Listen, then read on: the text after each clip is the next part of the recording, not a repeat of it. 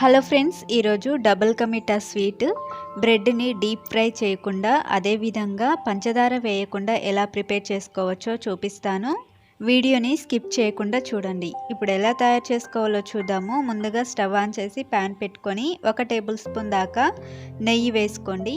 ఈ నెయ్యిలో జీడిపప్పు పలుకులు, ఎండు ద్రాక్ష వేసి కాస్త ఎర్రగా అయ్యేంత వరకు వేయించుకొని ఒక ప్లేట్లోకి తీసి పక్కన పెట్టుకోండి. ఇప్పుడు ఇదే నేతిలో బ్రెడ్ స్లైసెస్ వేసి రోస్ట్ చేసుకోవాలి.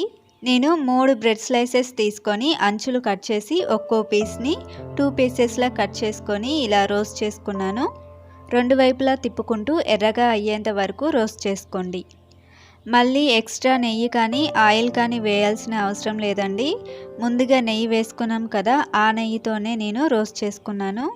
మీరు ఇలా వద్దనుకుంటే డీప్ ఫ్రై చేసుకోవచ్చు. నెయ్యిలో కానీ ఆయిల్లో కానీ డీప్ ఫ్రై చేసుకోవచ్చు. చూస్తున్నారు కదా, ఈ విధంగా రోస్ట్ చేసుకున్న తర్వాత ప్లేట్లోకి తీసుకొని చిన్న చిన్న పీసెస్లా కట్ చేసుకొని పక్కన పెట్టుకోండి. ఇప్పుడు మళ్ళీ స్టవ్ ఆన్ చేసి 1 కప్పు దాకా బెల్లం, 2 కప్పుల దాకా నీళ్లు పోసి కలుపుకోండి. బెల్లం పూర్తిగా కరిగేంత వరకు కలుపుకోవాలి. ఎటువంటి పాకం రావాల్సిన అవసరం లేదు. చూడండి, ఈ విధంగా బెల్లం పూర్తిగా కరిగిన తర్వాత ముందుగా కట్ చేసి పెట్టుకున్న బ్రెడ్ స్లైసెస్ని వేసి కలుపుకోవాలి. పంచదారకి బదులుగా బెల్లం వేసాం కాబట్టి డిఫరెంట్ టేస్ట్ వస్తుంది.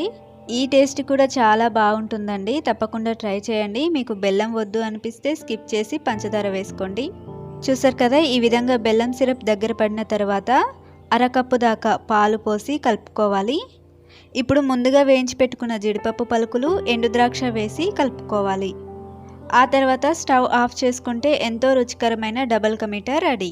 చూసారు కదా, చాలా సింపుల్గా ప్రిపేర్ చేసుకున్నాము. ఒక్కసారి మీరు కూడా ఇలా ట్రై చేయండి. మీకు నచ్చినట్లయితే మా ఈ వీడియోని లైక్ చేసి మా ఈ ఛానల్ని సబ్స్క్రైబ్ చేసి రెగ్యులర్గా ఫాలో అవుతూ ఉండండి. అండ్ ఇంతవరకు కూడా ఓపిక్గా చూసినందుకు థ్యాంక్ యూ.